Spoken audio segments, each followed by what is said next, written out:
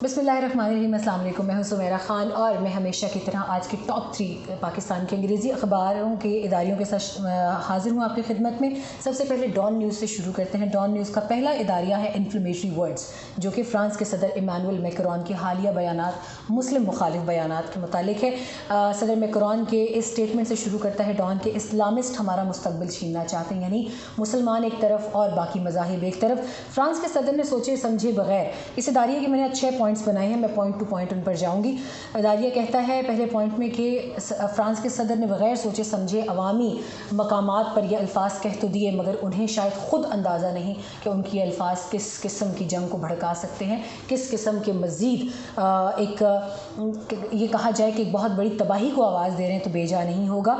उन्होंने ये अल्फाज बोल तो दिए हैं, मगर उनको ये नहीं पता कि वो एक ऐसे टीचर की डेथ को फॉलो करके इस तमाम जंग के अंदर तमाम मज़ाहिब को डाल रहे हैं कि जिस टीचर ने ख़ुद बज़ाते ख़ुद एक उस्ताद होने के बावजूद एक बहुत दुनिया के एक बहुत डोमिनेटिंग या दुनिया के बहुत ताकतवर मज़हब के पैगंबर के हवाले से, जिन्होंने नाज़िबा कार्टून्स की इशाअत न सिर्फ की बल्कि अपने तलबा को भी दिखाया और एक अलग किस्म का ट्रेंड सेट करने की कोशिश की, तो पूरा फ्रांस एक बहैसियत मुल्क और उनके सदर बहैसियत सदर अगर उसको फॉलो करते हैं और उसको इंडोर्स करते हैं तो ये बहुत बदकिस्मती का मकाम होगा। दूसरा पॉइंट ये कहता है इदारिये का कि बाहमी हम आहंगी की बात करने के बजाय फ्रांसीसी सदर ने ऐसे अल्फाज कहे कि जो तमाम तर मज़ाहिब को आपस में भड़काएगा और तमाम तर मज़ाहिब के दरमियान रही सही हम आहंगी को भी ख़त्म कर देगा, जो कि गैर दानिशमंदाना इक़दाम है। नंबर 3 का पॉइंट कहता है कि फ़्रांस की हुकूमत को तमाम तर वाक़यात का जायज़ा लेकर मजहबी मुनाफरत के जज्बात को मज़ीद भड़काने के बजाय इनको ख़त्म करना चाहिए, और सदर मैक्रोन के अल्फाज दहशत गर्दाना माइंड सेट को मज़ीद ताकत बख्शेंगे, जो कि एक बहुत मनफी रुझान होगा यकीनन, और इस मनफी रुझान की हौसला शिकनी फिलफोर होनी चाहिए। पॉइंट नंबर 4 कहता है कि सदियों तक फ्रांस ने दुनिया को अपनी तकलीद पर मजबूर किया, सिर्फ इसलिए कि वो मजहबी हम आहंगी, सकाफ़त, जिद्दत और तहजीब व तमद्दन में अपने आप का लोहा मनवा चुका था और एक वन एंड ओनली का उनके पास एक स्टेटस था। मगर आज फ्रांस पर सवाल उठ रहे हैं क्योंकि इनका अपना सदर ही मुसलमानों के ख़िलाफ़ अवामी इश्तियाल जो है उसको बरांगीख्ता कर रहे हैं। इस्लामोफोबिया के बजाय इमरान खान का ये कहना है, पाकिस्तानी वज़ीर आज़म का, उन्होंने सख्त अल्फाज में मुतालबा किया कि फ़्रांस के सदर इस्लामोफोबिया के बजाय मज़ाहिब के दरमियान में बढ़ते हुए फासले को ख़त्म करें और मज़हबी हम आहंगी पैदा करने के लिए उनके ज़ख्मों पर मरहम रखें, बल्कि एक शिद्दत पसंदाना सोच को हराने के लिए हमें पूरी उम्मीद है कि फ़्रांस और दूसरे ममालिक आगे आएंगे। नंबर 6 आज के इदारिये का लास्ट पॉइंट कहता है कि इमरान खान को भी चाहिए कि वो दूसरे मुस्लिम लीडर्स के साथ मिलकर एक ऐसी ताकतवर फ़ोर्स का क़याम करें जो इस शिद्दत पसंदी और बुनियाद परस्ती के तमाम तर मसाइल को हल करने में न सिर्फ इसका रास्ता रोके, बल्कि आने वाले वक्तों में आने वाली नस्लों के लिए एक्सट्रीमिज़म नाम की चीज़ जो है उसको ख़त्म करने में मुआविन किरदार अदा करें। डॉन न्यूज़ का दूसरा इदारिया कश्मीर ब्लैक डे के हवाले से है, जो 27 अक्टूबर 2020 को मनाया जा रहा है। 27 अक्टूबर 2020 को हिंदुस्तानी फ़ौजें जो हैं वो कश्मीर में उतरी और उन्होंने जुल्म और बर्बरियत का एक नया जो है वो बाब रकम करना शुरू किया, दुनिया को याद दिलाने के लिए कि आज का दिन बर्बरियत का दिन था। कश्मीरी आज यौम सियाह मना रहे हैं। नंबर 2 इसका पॉइंट आज के इदारिये का है ये है कि यहाँ पर लोकस स्टैंडी एक टर्म होती है जिसके मुताबिक ये स्टेटस होता है कि राइट टू बी हर्ड, यानी मुझे सुना जाए या मेरी बात को सुना जाए। यहाँ सबसे ज़्यादा सवाल उठता है पाकिस्तान की लोकस स्टैंडी पे, यानी पाकिस्तान कश्मीर के पूरे केस में कहाँ खड़ा है। पाकिस्तान की पोजीशन डॉन के दूसरे इदारिये के मुताबिक बहुत मजबूत है, इसलिए कि पाकिस्तान कश्मीर के मामले में सबसे पहली पार्टी है, यानी 15 अगस्त 1947 को कश्मीर के महाराजा ने रेलवेज़ और पोस्टल सर्विसेज का जब इख्तियार पाकिस्तान को सौंपा और श्रीनगर में पाकिस्तान का झंडा लहराया गया, तो उस दिन साबित हुआ कि पाकिस्तान के साथ रियासत का इल्हाक चाहते हैं लोग। मगर महाराजा ने जब under the state force use of state force करके जब कश्मीरियों का कत्लेआम किया और फिर वो फ़रार हुए और भारत से उन्होंने एक इंस्ट्रूमेंट ऑफ एक्सेशन के ज़रिए, जो कि एक बहुत जिसको ब्लैक लॉ के नाम से भी अब कश्मीरी जानते हैं, के ज़रिए कश्मीर पर फ़ौज की चढ़ाई करवाई, हिंदुस्तानी मदद मांगी और एक ऐसे कानून के ज़रिए कि जिसकी अब कोई हैसियत नहीं है, वो इनवैलिडेट हो चुका है। मगर اس ایک کاغذ کے ٹکڑے کی بنیاد پر بھارت نے خود کو مظلوم ثابت کر کے اقوام متحدہ میں وہ گیا اور انہوں نے پاکستان کے خلاف ایک اپنی لابیزم کا فائدہ اٹھاتے ہوئے ایک اسٹرانگ کیس رجسٹر کیا.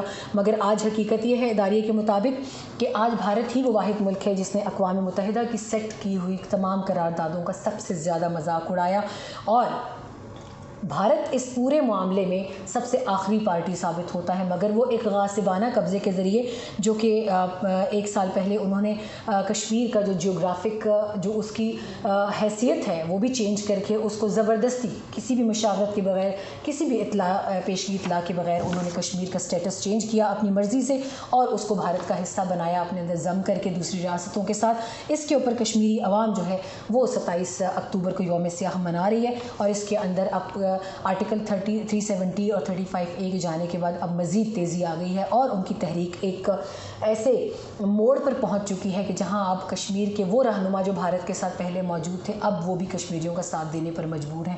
لہٰذا یہاں پہ اداریے کے مطابق ان کے آخری پوائنٹ کے مطابق ان کا یہ کہنا ہے کہ ہندوتوا جو کہ اس وقت رولنگ پارٹی ہے بھارت میں ان کو جان لینا چاہیے کہ اسرائیل جو کہ اتنے زیادہ ریسورسز ہونے کے باوجود آج تک فلسطین کی ڈیموگرافی چینج نہ کر سکا اور وہاں پہ مطلوبہ تعداد میں یہودیوں کو آباد نہ کر سکا تو وہ بھارت جو کہ خود غربت زدہ ہے وہ کشمیر کو کبھی بھی اتنی آسانی سے ہضم نہیں کر سکتا اور ہضم کر ہی نہیں سکتا. لہٰذا ان کا کہنا ہے کہ کشمیریوں کو ان کا حق خود ارادیت دیا جائے. ایکسپریس ٹریبیون کی جانب بڑھتے ہیں. ان کا اورنج لائن کے اوپر پہلا اداریہ ہے اور بہت اس میں امپورٹنٹ انفارمیشن ہے. اورنج لائن سی پیک کے تحت پاکستان کی پہلی state of the art computer controlled metro train ہے اور فائنلی 7 سال کے عرصے میں مکمل ہو کر چل پڑی ہے. بہت مبارک ہو لاہوریوں کو. لیکن پہلے بتاتے چلیں اس کی چھوٹی موٹی وہ سیلینٹ فیچرز جس کے متعلق یقیناً لوگ جاننا چاہتے ہوں گے. اس کے سفری وقت 150 منٹ سے کم ہو کر 45 منٹ پہ آ جائے گا. 27.1 کلومیٹر کا مکمل راستہ ہوگا جو کہ اورنج ٹرین جو ہے وہ مکمل کرے گی. 1000 لوگوں کو بیک وقت لے کر جا سکتی ہے مگر ان 1000 میں سے صرف 300 کو سیٹس اویلیبل ہوں گی. اس کا دوسرا پوائنٹ یہ کہتا ہے کہ یہ ایسا بڑا پروجیکٹ ہے مگر ہماری جیب پر بہت بھاری ہے. پہلے ہی پروجیکٹ جو ہے وہ 200 بلین روپے کھا چکا ہے جو کہ پورے سابقہ فاٹا کا اگر کمپیریزن کیا جائے پورے سابقہ فاٹا کا دگنا بجٹ ہے جو کہ وفاقی حکومت نے ان کے لیے اعلان کیا ہے. اور پورے کراچی کا اگر کراچی میٹروپولیٹن کا جائزہ لیا جائے تو ان کا 4 گنا بجٹ ہے جو کہ 4 گنا بجٹ ان کا اور فاٹا کا صرف اورنج لائن میٹرو ٹرین پر لگ چکا ہے. پوائنٹ نمبر 3 کہتا ہے کہ اس پروجیکٹ پر 12 بلین روپے کی سالانہ سبسڈی دینا پڑے گی. سواری تو 40 روپے میں چلی جائے گی مگر حکومت کو 274 روپے کا خرچہ پڑے گا. It's a huge difference. یہ پروجیکٹ پورے ملک کے بنیادی اقتصادی اور تعمیری ڈھانچے سے بہت مختلف ہے. کہنا یہ ہے کہ یہ بے جوڑ تعمیر ہے. پاکستان جیسا ملک جو ابھی اپنی بنیادی صحت تعلیم اور میل نیوٹریشن اور ان معاملات سے ہی ابھی نہیں نکل پا رہا اور بہت اگنور ہوئے ہیں یہ سارے معاملات. وہاں پہ اس اورنج لائن جیسے منصوبے کی فی الحال گنجائش نہیں بنتی تھی جس کی اتنی ضرورت بھی نہیں تھی. اگر اربنائزیشن کو دیکھا جائے تو لاہور کا معاملہ انڈر پاسز اور فلائی اوورس کے ذریعے بھی کافی حد تک مکمل کیا جا سکتا تھا. پھر میٹرو ٹرین بھی بڑی کامیابی سے چل رہی ہے مگر اورنج لائن کا قیام کچھ سمجھ نہیں آتا. یہاں پر آخری پوائنٹ کے مطابق اداریہ کہتا ہے ایکسپریس ٹریبیون کا کہ ایسا ملک جہاں بنیادی تعلیم و صحت کے منصوبے بھی تاخیر اور نظر اندازی کا شکار ہیں وہاں یہ منصوبہ سفید ہاتھی بن چکا ہے اور ایک بڑے پیمانے پر اس پروجیکٹ کے فیلئر کے خدشات موجود ہیں. یعنی یہ فیل بھی ہو سکتا ہے یہ ناکامی کا شکار بھی ہو سکتا ہے اور ایسا ہوا تو بہت بڑی رقم ڈوب جائے گی. لیکن wish you best of luck Lahoris for a comfortable journey in orange line. اداریہ بڑا انٹرسٹنگ ایک ایشو پر ختم کرتا ہے. ان کا دوسرا اداریہ تھا P D M people's democratic alliance کی بات ہو رہی ہے تمام پولیٹیکل پارٹیز کی. اگنورڈ تھریٹس ان کا دوسرے اداریہ اس کے اوپر تھا اور ہو کلڈ دیم کے نام سے انہوں نے لکھا. اس میں اس بات کا ذکر ہو رہا ہے کہ پی ڈی ایم نے نیکٹا کے تھریٹ کو کیوں اگنور کیا اور اس کے نتیجے میں 3 لوگوں کی جان گئی 7 لوگ بہت بری طرح سے زخمی ہوئے جو کہ صرف 25 سے 30 منٹ کی ڈرائیو پر پی ڈی ایم کے جلسے کے وینیو سے تھا. اور انہوں نے اتنی غیر ذمہ داری کا مظاہرہ کیوں کیا؟ کیا یہ جلسہ اتنا ضروری تھا کہ لوگوں کی جانیں گئیں مگر جلسہ ملتوی یا کینسل نہیں ہو سکا منسوخ نہیں ہو سکا. دا نیوز کی جانب جائیں ریپس اینڈ ابیوزز پہ بات ہے، اور وہی پی ڈی ایم ان کوئٹہ، ان کے 2 آرٹیکلز 2 اداریے ہیں آج اس کے، اور پی ڈی ایم ان کوئٹہ بھی ان نے یہی بات کی کہ ایک بڑی سیاسی سرگرمی جو ہے وہ ملک میں جاری ہے، اور پی ڈی ایم جو ہے اس کے اندر بہت وائبرنٹ نظر آتی ہے، اس میں بہت ساری تفصیلات بھی موجود ہیں، مگر ہم ریپ اینڈ ابیوز پہ جائیں گے۔ فیصل آباد میں 15 سال اور 17 سال کی 2 بچیوں کے ساتھ گینگ ریپ کا واقعہ ہوا اور ویڈیو بنی، اور ان بچیوں کے والدین کو گھر چھوڑنا پڑا فیصل آباد سے، کیونکہ فون پر جن لوگوں نے وہ ویڈیوز بنائی اور ان کو اغوا کیا ان کی جانب سے بہت شدید حالات کا سامنا تھا، ان ماں باپ کو فون پر دھمکیاں موصول ہو رہی تھیں اور بہت غلیظ زبان کا استعمال تھا۔ اداریہ کہتا ہے کہ خواتین کا استحصال بہت بڑھ چکا ہے پاکستان میں، اور ان 2 بچیوں کی زندگی عذاب سے گزر چکی ہے اور مزید بھی عذاب ہوگی، کیونکہ اب ان کو ہمارا معاشرہ قبول نہیں کرے گا۔ عالمی سطح پر پوائنٹ نمبر 3 میں وہ کہتے ہیں کہ ایک بہت بڑے نیٹ ورک کی بات ہوتی ہے جس میں child molestation, child rape, child gang rape, rapists اور بچوں کی اور ڈارک ویب، ان میں سب چیزیں آتی ہیں۔ اس کے اندر ہراسرز کی بھی بات آتی ہے، بہت واقعات ہو چکے، مگر ہم نے بحیثیت پاکستانی قوم کے کوئی بڑا قدم نہیں اٹھایا، ماں سوائے بڑے بڑے بیانات کے۔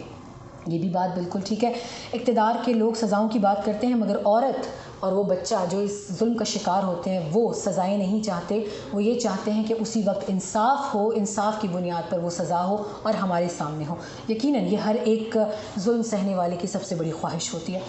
یہاں پہ اداریہ کہتا ہے کہ بہت بڑی سزاؤں کی بات نہ بھی کریں تو بہت چھوٹی سزائیں بھی نہیں ہیں ان مجرموں کے لیے۔ اول یہ مجرم پکڑے ہی نہیں جاتے، جیسے کہ موٹر وے کے ریپ کیس کی بات کی جائے تو ابھی تک کچھ پتہ نہیں ہے کہ وہاں پر تفتیش کس نہج تک پہنچی ہے، مگر پولیس کے مطابق ملزمان گرفت میں ہیں اور ان کو جلد سزا دی جائے گی۔ اداریہ یہ کہتا ہے کہ حقیقت یہ ہے کہ نظام میں مظلوم کی آواز نہیں پہنچ پاتی، نظام کے اقتدار کے ایوانوں میں بیٹھے لوگوں تک آواز نہیں جاتی، اور اس کا رزلٹ یہ ہوتا ہے کہ مجرمان دندناتے پھرتے ہیں، وہ جرم ہوتے رہتے ہیں، ان کے لیے سزائیں نہیں ہوتی اور وہ رشوتیں دے کر باہر ہوتے ہیں۔ اس نظام کو بدلنے کی ضرورت ہے۔ ناظرین، یہیں پر آج ہم اپنے اداریوں کا اختتام کرتے ہیں، جو چیدہ اس کے اندر اہمیت کے حامل عوامی مسائل کے مطابق تھے، میں نے آپ کے ساتھ بیان کیے۔ کل دوبارہ آپ کی خدمت میں حاضر ہوں گے اور اداریوں کے ساتھ کہ ہمارے اخبارات حکومت کو کیا سجیشنز دیتے ہیں۔ اپنی رائے بھی ضرور دیجیے گا، سبسکرائب کرنا نہ بھولیے گا، اور مجھے آپ کی رائے کا انتظار رہے گا۔ اپنا خیال رکھیے گا، کل آپ سے دوبارہ ملاقات ہوگی۔ اللہ حافظ۔